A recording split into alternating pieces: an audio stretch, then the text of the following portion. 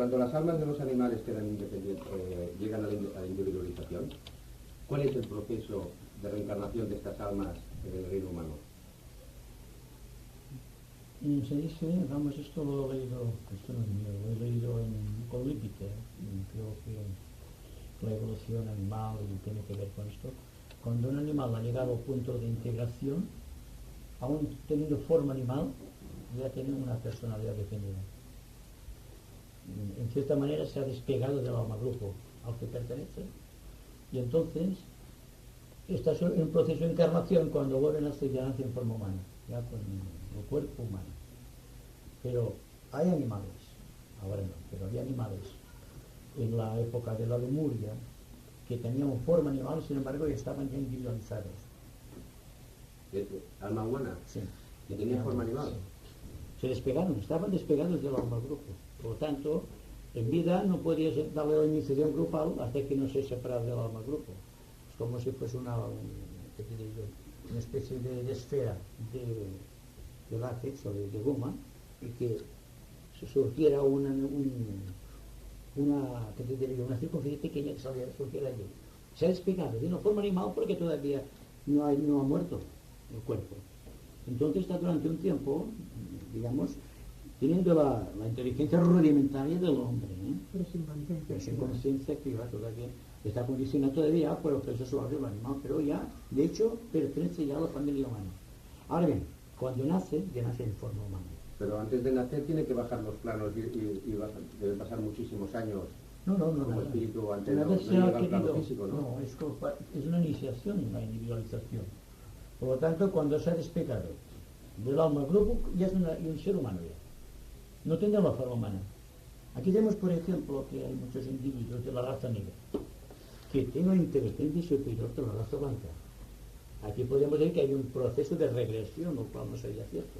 Como en el caso del animal, es un hombre que ha regresado al reino animal, porque es un animal que tiene una inteligencia humana.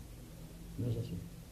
Es que se ha despegado del alma grupo y en virtud del desapego ya ha adquirido automáticamente una fuerza interior que le da una capacitación autoconsciente.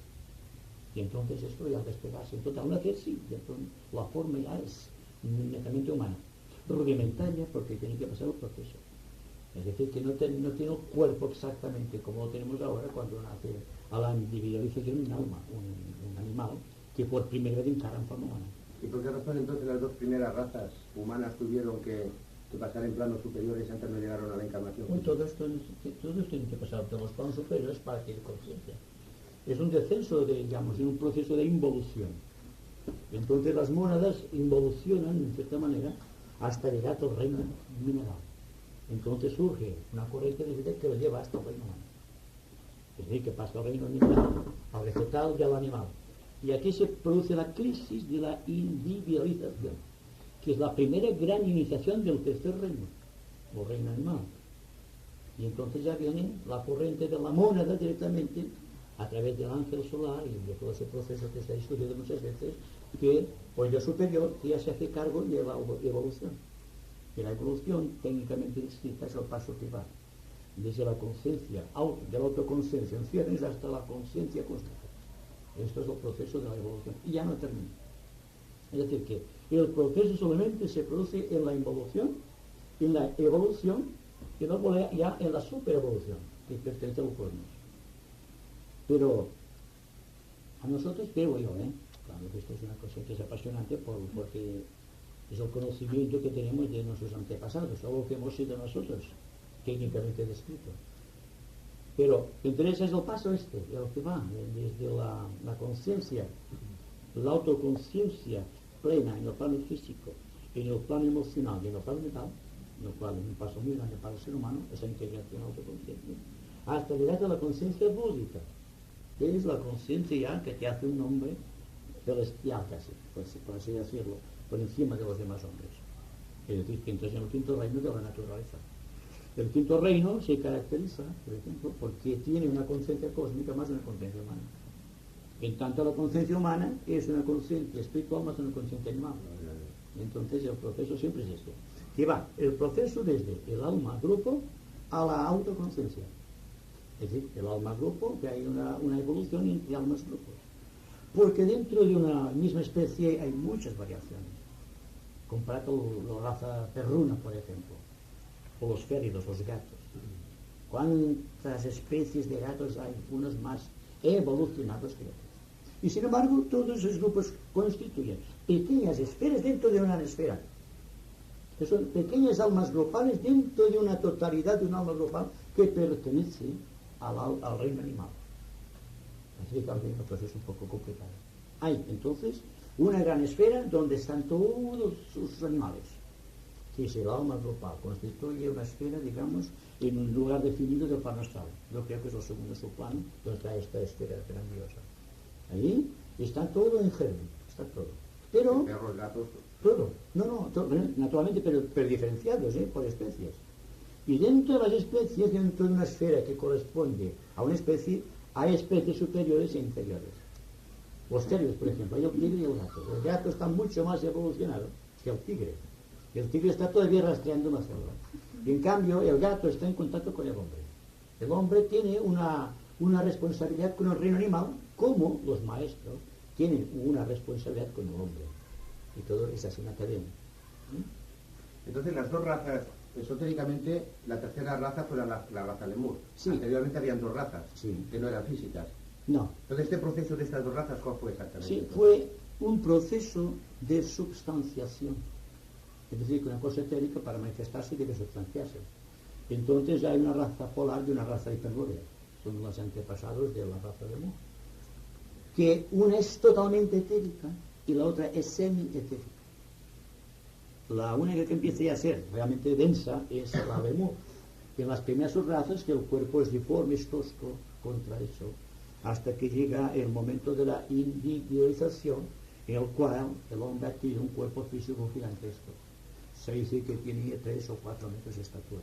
Un hombre fuerte, tenía que luchar contra todo el poder de la naturaleza desatada en aquellos tiempos, hace muchos millones de años. Y por lo tanto el proceso era duro para aquella gente. Tenían que tener un cuerpo denso, sólido, para luchar contra los avatares de la naturaleza. Y esto va siguiendo un proceso hasta que llega a la quinta subraza de la raza de Mu. Y aquí se produce el hecho sintomático en el cual los animales, los hombres animales, que sin forma humana, pero ya son hombres, lo que decíamos antes, y un remanente lunar que tenía forma humana tosca también, y burda, que no tenía autoconciencia, pero había adquirido, porque la luna es la más de las formas, la forma ya que tenía el ser humano, pero primitivo, lo más tosco. Menos todavía que el hombre cromagnon de Neandertal, más atrás todavía. Pero el proceso va siguiendo, y entonces el cuerpo ya no se trata de que tenga que correr los avatares sobre el cuerpo para que crezca, por ejemplo, más una oreja más para que oiga mejor, otros ojos para que vea mejor, otra vez para oler mejor, sino que solamente hay que incorporarle cualidades espirituales. El hombre ha ganado por el derecho de la individualización el poder de conectarse con los planos espirituales, y ahí el poder de la autoconciencia. Entonces el hombre ya no busca la conciencia, sino la autoconciencia. Debe ser autoconsciente, como veis ahora, del cuerpo físico. Porque el cuerpo físico no somos autoconscientes. Lo vemos, lo palpamos y todas estas cosas, ¿verdad? Y en cierta manera lo estamos controlando. Pero no somos autoconscientes ni en el plano astral ni en el plano mental. Fijaos dónde estamos situados todavía en el siglo XX. Solamente hay una serie de personas que llamamos maestros. Estos tienen autoconciencia en el plano astral, autoconciencia en el plano mental, autoconciencia en el plano búdico, y están adquiriendo la autoconciencia en el plano átmico. Pero nos falta mucho un terreno para recorrer todavía. Pero el proceso siempre va primero de más a menos, y luego de menos a más. Hay un proceso de involución y luego un proceso de evolución. Primero, el amor se envuelve en la materia. No sabemos por qué exactamente. No Es se conoce el misterio. proceso de esta involución. Solamente el iniciado de la tercera iniciación sabe por qué existe ese proceso. Porque fijaos bien, podemos nosotros racionalmente comprender por qué Dios, siendo perfecto según su limitada visión, tiene que enrollarse en la materia para algún fin determinado que desconocemos. Entonces eso corresponde a la iniciación. Sabemos entonces que formamos parte del contexto planetario, que somos células del cuerpo de un logos planetario, que este logos planetario corresponde a un tipo específico de rayo, que este rayo es una entidad y que esa entidad está condicionando hasta cierto punto, en cierta manera, todo lo que significa el planeta Tierra. Se dice que nuestro planeta es un planeta del tercer rayo, que nuestro logos planetario pertenece a la línea del tercer rayo, igual y que tiene un parentesco espiritual con el planeta Saturno, que también es del tercer rayo, que está enlazado en virtud de un proceso del segundo rayo con el logos solar, y que aquí en la Tierra tenemos un ser que representa el logos solar, que es Cristo, que es el ser que en esta existencia, en otras existencias, ha sido el ser que mejor te ha revelado la fuerza del segundo rayo que corresponde a nuestro sistema solar. Y luego tenemos que cada uno de los logos planetarios, o 7 logos planetarios, señores de un planeta sagrado, señores de los 7 esquemas planetarios, hay expresiones solamente se menciona eso, porque hay un secreto también aquí. Es decir, que hay un problema enorme en el sentido del conocimiento. Yo no me preocupo demasiado del conocimiento, porque sé que cuando llegue a cierto punto el conocimiento se revelará sin esfuerzo, vendrá por intuición. Ahora bien, mientras estamos construyendo la antacarana, hay que trabajar con el conocimiento, de adueñarnos del conocimiento, de utilizarlo creadoramente el conocimiento, y entonces viene el proceso de exteriorización, digamos, de nuestras cualidades internas. Es decir, que llegamos a educar el intelecto. El intelecto se nutre. La segunda etapa es el control del cuerpo emocional. Ya no nos basta tener conocimiento. El hombre puede tener un gran conocimiento esotérico y no tener dominio astral. Y entonces se ve imposibilitado de utilizar este conocimiento para fines creativos. Y va siguiendo el proceso, entonces el hombre se va adueñando cada vez más de parcelas de su propio ser, de su propia mónada, si podemos decirlo así, y va ascendiendo a los cielos. Esto es una constante en el hombre y ya no culminará jamás. Una vez ha pasado por el proceso de la, digamos, involución, el hombre ya no deja de evolucionar jamás. Por esto digo muchas veces, no fijéis metas porque paralizáis el movimiento. El movimiento no tiene una meta definida, se mueve dentro de los cielos cósmicos y por lo tanto buscar una meta definida es coartar, tratar de condicionar ese movimiento. Quien no tiene una meta definida es el movimiento. Es el verdadero movimiento que jamás se paraliza.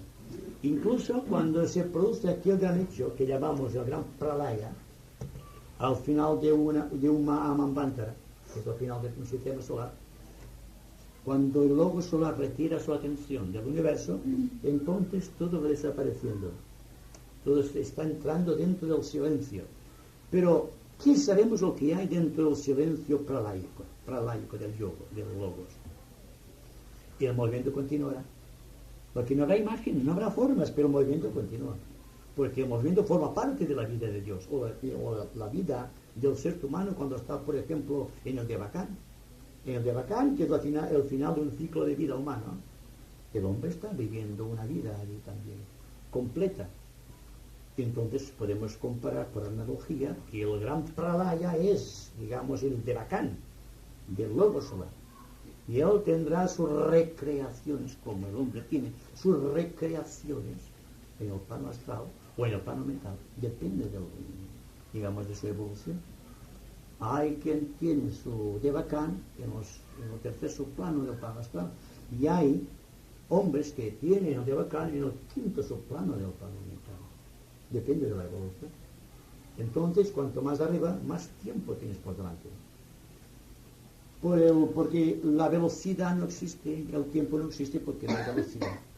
La velocidad solamente la comparamos aquí en el plano físico de acuerdo con la luz.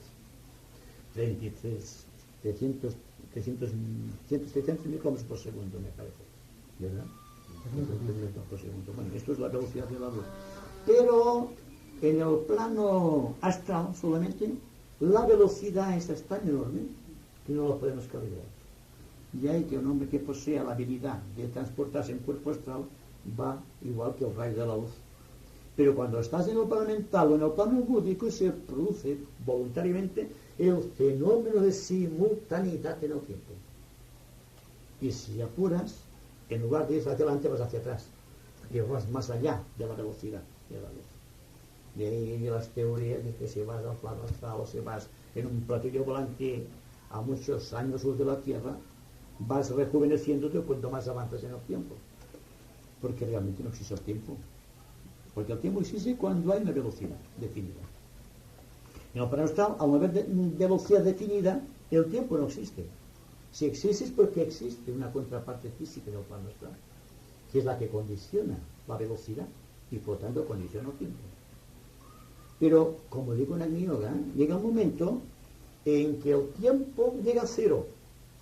Y sin embargo el espacio es infinito. Porque estás dentro de un sistema de vibración tan diferente de lo que conocemos que obviamente el cerebro físico es incapaz de poder captarlo. Quizá los hombres del futuro, los científicos, los investigadores, hallarán la raíz del porqué de la velocidad y el porqué del tiempo. Será también, yo creo, un fenómeno iniciático. Todo cuanto no comprendamos y vemos enorme dificultad, se nos reserva para cuando seamos iniciados. Entonces el problema está cómo adquirir la iniciación. El problema es claro para mí. Ya se escapa de simplemente la rutina del conocimiento, porque el conocimiento abarca la esfera mental inferior y el conocimiento concreto me refiero. Y el conocimiento abstracto que da vida a la intuición, este es enorme, porque está conectado con el plano búdico. Y el plano búdico está conectado con el plano búdico cósmico, porque es la parte etérica del cosmos, el plano búdico terrestre. Pero es enorme. Yo estoy viendo cada vez más que cuando empiezas a preguntarte, te detienes. Porque una pregunta es detenerse en el presente. A la espera de la respuesta, dejas. Y estás afinando el oído. Estás parado. Exacto. Pero cuando estás expectante, cuando miras la cosa desde un ángulo realmente superior, sin preocuparte de detalles, sin preocuparte de conclusiones, sin preocuparte de nada más que de seguir el movimiento, te das cuenta que existe una gran, digamos, amplitud de conciencia dentro de ti, que se manifiesta en forma de silencio. Siempre digo que el silencio es creador. El silencio es realmente divino.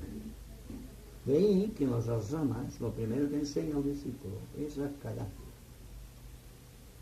a permanecer en silencio, dejar la mente realmente vacía, porque la forma más correcta de pensar es el pensar negativo, es decir, cuando nada hay dentro de la mente. Claro, al no haber nada existe una plenitud, porque entonces la mente de Dios te puede absorber, porque no existe la reacción del pensamiento. ¿Me explico? Digamos, dejar la mente en punto cero. Pero no sin negativo. pretender llegar a un punto cero. Porque claro, y me he dado cuenta, cuando digo hay que llegar a un punto neutro dentro de la mente. Para mí un punto neutro es cuando la mente concreta y la mente abstracta han llegado a un punto de equilibrio. En este punto de equilibrio la respuesta es el silencio, o el vacío creador, como dice Krishnamurti. Y a partir de este momento no sabemos lo que pasa.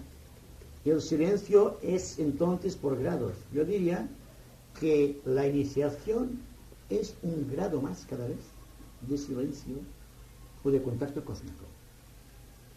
Ahora me diréis también, es que los maestros no piensan. Si ellos están procurando proyectar los grandes planes del Logos para siglos y milenios, entonces tiene que haber una mente que ordena. Yo digo, lo que estamos tratando es que la pequeña mente humana deje de funcionar y que colme su pequeña medida con la mente cósmica, y veremos lo que pasa. El paso a dar es ese que se preconiza en Agni Yoga, que el hombre deje de pertenecer a su propio mundo mental, que es un mundo de figuraciones, que es un mundo de conclusiones, que es un mundo de sofismas, que es un mundo de contradicciones, que es un mundo realmente complejo y definido, para entrar en un mundo que desconocemos. Y siempre digo, el problema del miedo, porque ¿cómo vamos a enfrentar el silencio partiendo de una mente llena de cosas, llena de valores, llena de cualidades? Las cualidades del pensamiento son los pensamientos, naturalmente. Y entonces podemos decir, ¿qué voy a hacer sin pensamiento? Es que tú no dejas el pensamiento, lo controlas de una manera tan exhaustiva que la mente siempre está serena. Pero supone que tengo que hablar. Entonces tengo que afirmar mi mente, tanto en la parte abstracta o superior o intuitiva, como en la mente concreta, que ha sido los peldaños que yo he utilizado para llegar a donde he llegado. No hablo de mí, hablo en general del ser humano. Pues entonces existe apropiarse de la mente cuando se necesita. Fijamos de cuando hablo utiliza la mente concreta. Sin embargo, él está hablando desde la mente superior o abstracta. Y hay que tratar de hacerlo así. Entonces no hay problemas de conocimientos, no hay problemas de reajuste, no hay problemas de disciplinas. Insisto mucho en las disciplinas, porque el que se disciplina en cierta manera está muerto. Para entrar dentro de un cauce superior que elude por completo la disciplina. Diréis que hay que tener disciplina. Yo digo que hay que tener una disciplina en todos momentos. Cuando estamos atentos, estamos disciplinados. Lo que pasa es que cuando no estamos atentos, al faltarnos a aquel punto, digamos, de contacto superior, nos obliga, nos deja un estado, por ejemplo, de vacío dentro de nosotros. No es un vacío creador, sino que es un vacío de perspectivas. Y entonces, para suplir este vacío de perspectivas, buscamos una técnica. ¿Cómo salvar este vacío de ti? ¿Qué es lo que voy a hacer yo para reencontrarme conmigo mismo? Cuanto más busquemos, menos encontraremos. El investigador es aquel que está constantemente atento. Atento a lo que hace. ¿Por qué tiene éxito científico? Porque investiga sin preocuparse de los resultados. Sale de una idea madre, que es, por ejemplo, la cura del cáncer. No se preocupa de resultados, va probando, va investigando. Y así debe hacerlo el esoterista. El maestro tibetano dice que los grandes esoteristas del momento son los científicos. Antaño fueron los religiosos o los místicos, pero la polarización es contraria ahora.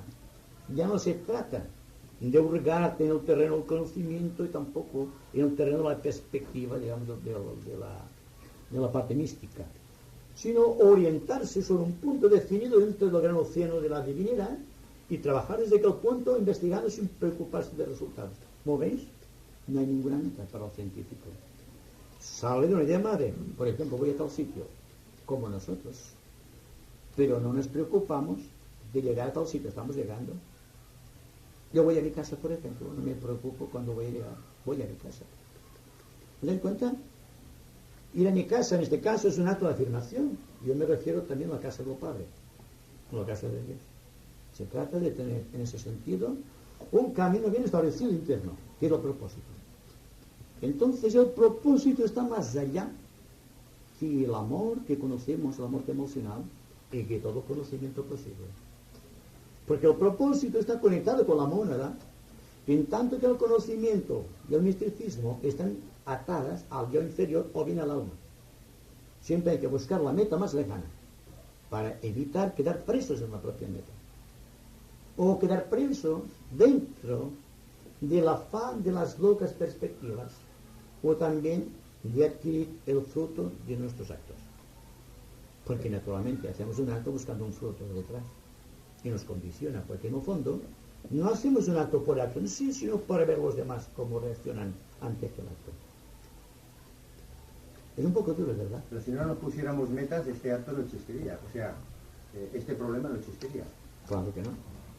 Pero ahora me dices tú, ¿qué vamos a entender por metas? Por ejemplo, un ser humano como nosotros, que se levanta por la mañana y tiene que hacer tal cosa, tal otra, y luego ir a tal sitio por razones profesionales. Yo digo que las metas que me refiero son internas. Las metas externas o cronológicas no tienen nada que ver con la parte psicológica, lo digo siempre. Por ejemplo, si nos falla el tren, ha fallado el propósito, ¿verdad? O si hemos ido a un sitio por lograr un resultado y no hemos encontrado este resultado, existe una frustración, porque en el fondo quisiéramos que aquello surgiera a la medida de nuestros deseos. Bien, y establecer metas, pero no apegarse a las metas, que es otra forma de decir que no hay metas. Si yo pierdo el tren, ¿qué culpa tengo yo? ¿Qué culpa tiene la gente? Algo habrá sucedido. Entonces, esperar otro tren, si es posible. Porque nada hará cambiar el curso de los acontecimientos si estamos maldiciendo aquello. Entonces, porque hemos perdido el tren, o porque algo que esperábamos lograr no ha sido logrado, no ha sido obtenido. Es decir, que si se consigue el equilibrio emocional, todas las cosas vienen por añadidura. Exacto. Pero esto es lo que más cuesta, y nadie quiere pensar en que primero tiene que mirar de ajustar todos sus estados emocionales a un equilibrio. Siempre pensamos en metas, digamos, más, quizá sin darnos cuenta, más elevadas, pasar por alto esta parte nuestra, y donde es precisamente donde debemos divulgar más. El desequilibrio nuestro, los estados emocionales, son los que nos evitan llegar al verdadero conocimiento, aunque intelectualmente tengamos ya este conocimiento. Nos impide llegar a determinados lugares de la conciencia, a los estados emocionales no controlados. Y al decir controlar, también aquí sería una gran discusión sobre qué es el control, si es un dominio o es... No, tampoco es un dominio. Lo que hay que dominar de manera bárbara vale más dejarle el curso. Entonces no hay prisa. Hay que tener la mente puesta en que aquello no debe ser así, y en un momento u otro se presentará la ocasión de solventarlo. Pero el control no es esto. El control es aquella parte en la cual uno, admitimos una palabra que no me gusta, uno ya pasa. Entonces es cuando cierta fase ha terminado. Esto es el control emocional. Aquí hay muchísimo trabajo a hacer. En una reunión hablaste de que un día nos explicarías la importancia que tenía el pasar siempre por los mismos sitios, o sentarse siempre en el mismo lugar, etcétera, que eso tenía una redundancia y una importancia. Sí, entonces hablaba de geometría esotérica. Porque no podemos evitar de ocupar un lugar definido en la sociedad. No podemos evitar de pasar por lugares que no son más queridos que otros. Y en el hogar nos sentamos siempre en un lugar definido. Nadie ha dicho siéntate aquí. Hay una razón natural. En la mesa. En la mesa y en cualquier lugar. Hay un lugar preferido. ¿Por qué existe? Y esto es muy largo de explicar. Así que tenemos que haber empezado por aquí. Cuando hablamos, por ejemplo, de los ángeles de las profesiones, de los ángeles de los hogares, de los ángeles familiares, de los ángeles de la sociedad, de los ángeles que existen por doquier, los ángeles son de guardianes. Quizá si os digo que cada cual tiene su ángel guardián, diréis, bueno, esto son cosas de antes. Sin embargo, es una realidad. Al principio, cuando el hombre no tiene conciencia, hay la voz de la conciencia que no es la del propio hombre, sino que es la del deber familiar que por razones kármicas le ha sido asignado. Es aquella voz que dice, no hagas esto. La conciencia del hombre todavía no responde adecuadamente. Que siempre hay una doble personalidad en el hombre. No es la propia conciencia en ciertos casos, sino que es una conciencia aparte que te dice, no hagas esto. Hay un ángel para cada ser humano y un ser humano para cada ángel. El ángel y el individuo, el hombre, en su mutua interacción están evolucionando. Porque el hombre tiene mucha parte de ángel y el ángel mucha parte de hombre. Existe una diferencia, digamos, de apreciación de acuerdo con el sentido que tenemos de los valores internos, de las cualidades que le pueden ser asignados al reino humano y al reino edérico. El caso es que sin los ángeles no existe nada de lo que hay aquí. Y sin embargo, si no existiese la mente del hombre, no existiría nada tampoco. El hombre es la mente del ángel. Y el ángel es la construcción del hombre. Es decir, que cuando el hombre construye es porque el ángel aprovecha su fuerza mental para construir. No todo el mundo tiene la capacidad que tiene, por ejemplo, José, de definir un ángel, porque son en un nivel diferente. Para captar un ángel hay que elevarse al quinto nivel del plano físico, el segundo etérico, digamos. Y allí empezar a ver qué es lo que puede pasar. Y cuando tenemos contactos con ángeles superiores, nos remontamos al plano mental superior, o bien al plano astral superior. Y entonces podemos tener entrevistas, podemos tener intercoloquios, podemos tener contactos realmente telepáticos. O podemos tener su presencia radiante. Porque el hombre tendrá, lógicamente, sus contactos con el tiempo, con el reino de los ángeles. Y si no tiene contactos con los ángeles, no podrá acceder a la iniciación. Cada iniciación viene controlado primero por el ángel guardián, en comunicación con el ángel que te tiene que llevar, en cierta manera, por los senderos de la iniciación. Hay unos ángeles, por ejemplo, que crean el antacarán. El esfuerzo parte del hombre. Toda la energía mental del hombre va a conectar la mente concreta con la mente abstracta. Pero ¿quién crea el edificio de luz? El ángel, siempre. Pues estos ángeles están al servicio del ángel solar. Sí, del ángel solar y del hombre, mejor dicho. El ángel solar dirige la fuerza de estos ángeles. Son sus servidores. Pero el ángel solar, o este Lian Xuan, con el cual estamos conectados, y que teosóficamente llamamos el Dios superior, este ángel está con nosotros desde el principio de la individualización. Y no más allá de nosotros, fijaos, qué paciencia debe tener. Hasta que no hayamos alcanzado la tercera iniciación. Mejor dicho, la cuarta. La tercera se desliga, la cuarta se desintegra el cuerpo causal, y entonces el ángel solar que ocupa el cuerpo causal se desaparece y vuelve al nirvana, o al quinto plano cósmico, si lo prefieres. ¿De dónde procede? Porque son los señores de la mente. Y la mente es el quinto principio, y sus raíces están en el quinto principio cósmico, una constelación del quinto rayo, de la cual no se nos habla esotéricamente porque es un secreto iniciático, pero existe. Así que hay una cadena de acontecimientos y una cadena de uniones entre los hombres, los ángeles y también el quinto reino. Ten en cuenta que la jerarquía, dentro de la jerarquía hay ángeles que trabajan por la jerarquía, que hay los agentes de Shambhala, que son ángeles superiores del primer rayo, que trabajan por Shambhala, que hay ángeles en el plano búdico, y hay los arcángeles de cada plano de la naturaleza, y hay los ángeles de cada reino, y hay los ángeles de cada especie, y hay los ángeles de cada átomo. ¿Te das cuenta? En miniatura el átomo refleja lo que es Dios. Entonces, lo que en Dios es un Mahadeva, o el séptuple arcángel, en el átomo es una pequeña entidad délica y diminutísima, pero que le da la conciencia al átomo. Así que, mira si se puede aprender cosas. Antes de establecer contacto con un ángel solar, ¿es necesario o es un paso previo establecer contacto con un ángel guardián? Pues que lo establecemos constantemente, porque no somos conscientes. ¿Cuántas veces vamos a un sitio y automáticamente nos vamos hacia otro? Y es la dirección que teníamos que haber escogido. ¿O cuántas veces vamos a hacer una cosa y la dejamos? ¿O cuántas veces somos salvados de un accidente porque hay una inclinación muy fuerte?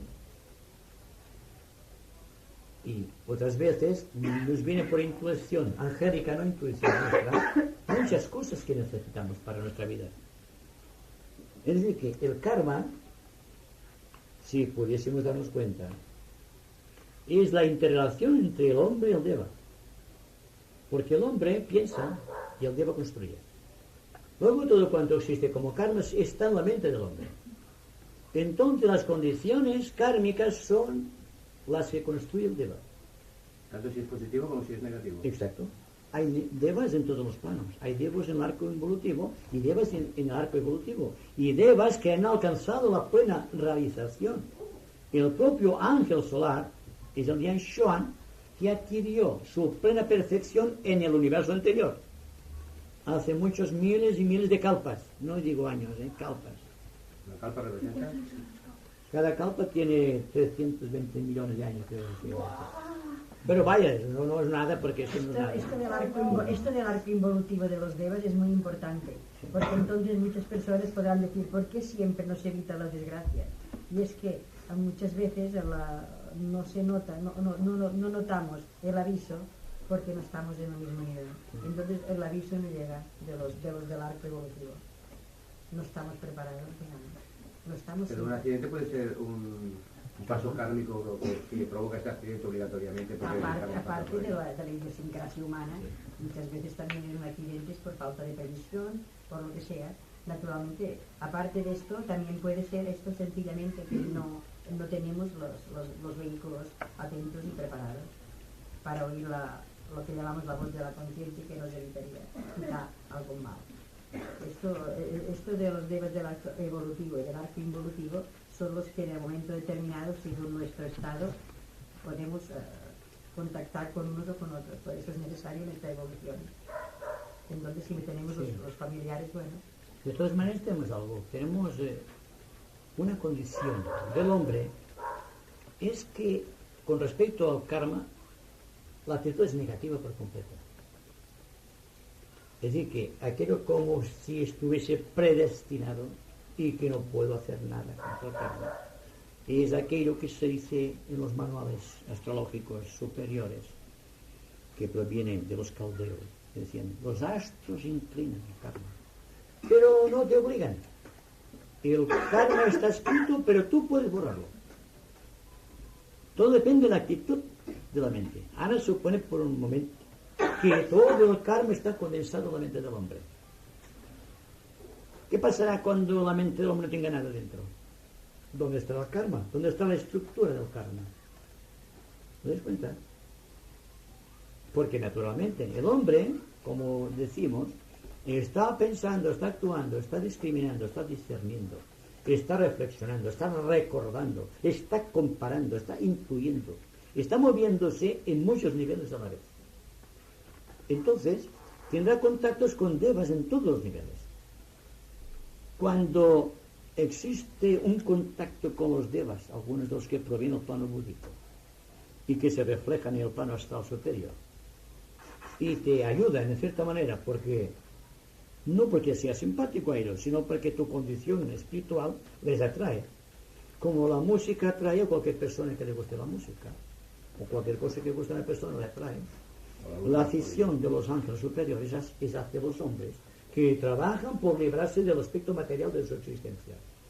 Pues todo ese proceso está registrado en los niveles acásicos y constituye el peso kármico del hombre.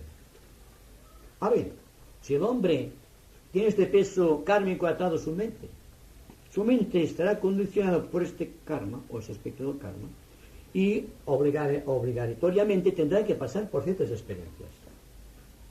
A menos que se dé cuenta de que la mente es una ilusión en su entero, que todo es una ilusión, que es un no yo, y que solamente existe un principio de yo superior, que es el ángel solar, y que existe una mónada por encima del ángel solar, siendo la mónada el intermediario entre la mónada y el ser humano. Que vaya dándose cuenta de esto y que llegue a la conclusión que la única manera de liberarse del karma es dejar de pensar en el karma. ¿Te das cuenta? Ahora dices, bueno, cuando tengo un problema, ¿cómo puedo dejar el problema? Pues bien, una forma de dejar el problema es estar muy atento al problema, sin buscar desviaciones del problema, estando muy serenamente expectantes con respecto al problema, y ver lo que pasa. Hay que hacer la experiencia. Porque cuando hay un problema en la casa, debe absorber forzosamente toda nuestra atención.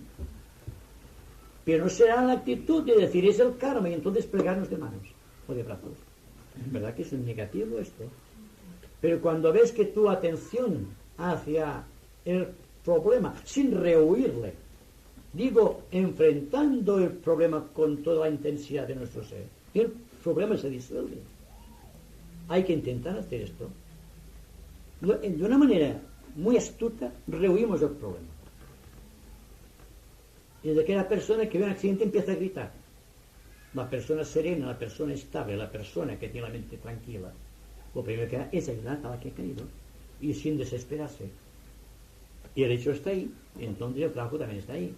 ¿Y quién aceptará el trabajo de hacer aquello? Una persona que esté muy atenta. La persona que no esté atenta empezará a gritar y a mesarse los cabellos y rasgarse las vestiduras. Y la persona muriéndose en el suelo. Es la reacción que tiene el ser corriente. Hay que ser un ser superior para ser abnegado en caso de necesidad. Porque todos rehuimos el problema. Si llama un pobre a nuestra puerta, le damos el dinero más que por compasión, para que nos deje tranquilos. ¿Es verdad o no es verdad? Entonces, haciendo estas, digamos, afirmaciones internas, dándonos cuenta del lugar que ocupamos realmente, no el que quisiéramos ocupar, sino el que ocupamos realmente, si hubiese sinceridad y honradez interior, la mente se disolvería, porque como no somos armónicos ni tenemos honradez y somos demasiado complacientes para con nosotros mismos, nuestra mente siempre tiene conquistas y metas que conquistar, y las conquistas que tenemos más las metas que vamos conquistando es el karma. Entonces, dejando de afirmarse en las metas, dejando de seguir el juego del yo inferior o del no yo, entonces entramos en una gran placidez interna, y cuando la mente ya deja de preocuparse de su problema, porque lo ha totalmente disuelto dentro de la atención, en esta mente vacía existe una liberación, existe una santidad, existe una fruición interna. Bien, todo el tiempo que he estado hablando sobre el Agni Yoga, estamos hablando psicológicamente llegar a este punto. No utilizamos frases científicas ni preparadas de antemano. Surgen del contacto, simplemente. Y cada vez lo mismo se dice en formas distintas, que es cómo hay que hacerlo. Solamente hay una constante, que es la afirmación y el propósito. Y el propósito se afirma siempre en la serena expectación. De ahí no podemos evadirnos. Porque, como digo siempre, no es una disciplina. No se trata de plegarnos a un sistema definido, sino que es un deber social como seres humanos estar atentos. Porque si no estamos atentos, prolongamos el karma indefinidamente. Es decir, no estar atentos a lo que el karma te presenta es aumentar el karma. ¿Acaso no es karma lo que está sucediendo aquí y ahora?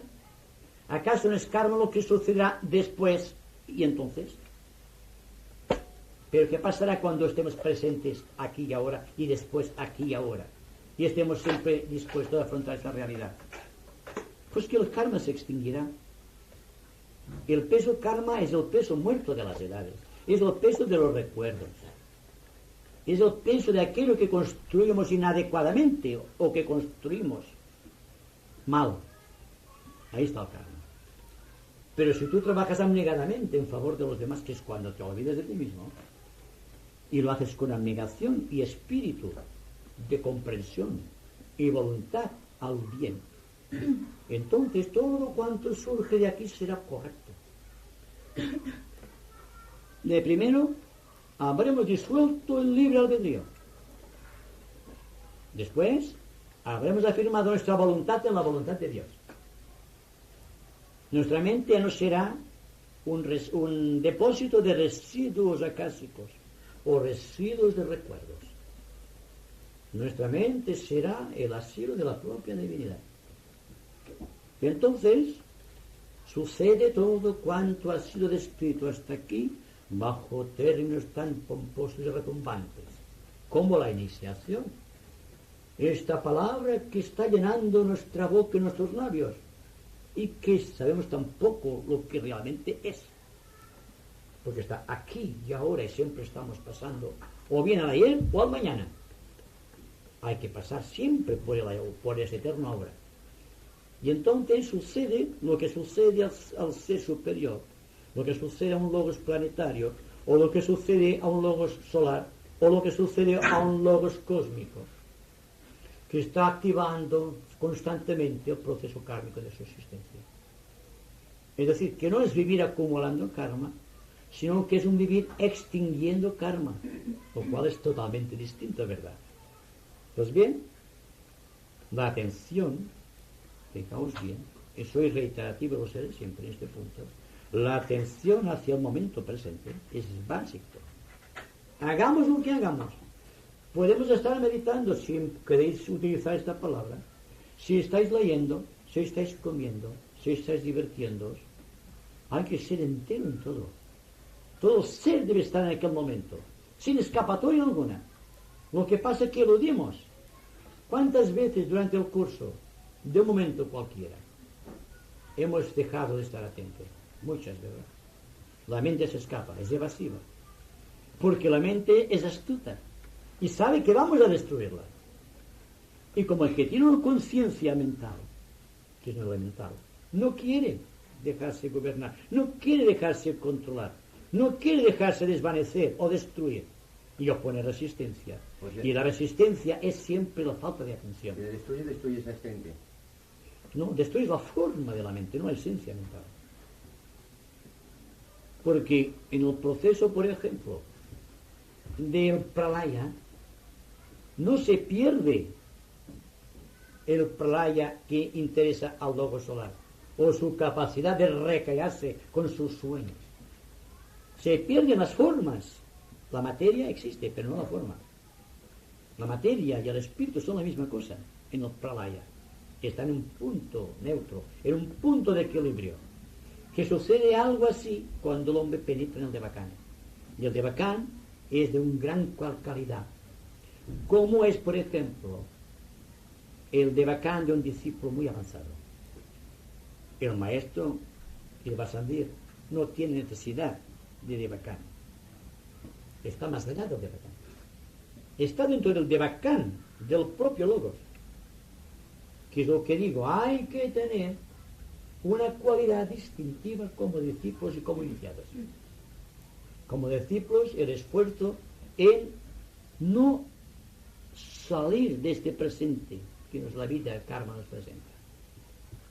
Y como iniciados, tratar de revelar constantemente la voluntad de Dios. La diferencia entre un iniciado, un discípulo o un hombre corriente es notoria. Es aparente, ¿verdad? El hombre corriente está bajo el impulso del deseo. El ser humano, que es un discípulo, está bajo el impulso, digamos, de la aspiración. Y el iniciado está bajo el impulso del propósito. O la voluntad al bien, o la voluntad de vivir, o la voluntad de ser o de llegar. Lo que interesa es que nos demos cuenta de dónde estamos situados y hacerlo muy honestamente. Porque si bien nosotros podemos ocultarnos ciertos defectos, y eso sucede muy a menudo, no podemos ocultar los defectos ante el propio maestro, o ante el Logos, o ante cualquier entidad superior a nosotros, o al ángel tutelar de nuestra vida. Siempre estamos observados. Cuando estamos bajo la prueba, digamos, del discipulado, 1000 ojos están observándonos. Cada vez son menos los ojos que te observan cuando vas avanzando. Hasta que llega un momento que ya nadie te observa porque tú has hallado tu camino en medio del real de la vida. Y entonces entras en el grado de discípulo en el corazón del maestro. Tienes el derecho de invocarle constantemente porque sabes que eres buen uso de la voluntad de llegar a él. Ya no es el deseo de conquistar algo, sino que es la aspiración de fundirse y más adelante el propósito de colaborar con el Logos en el plan de perfección del mundo.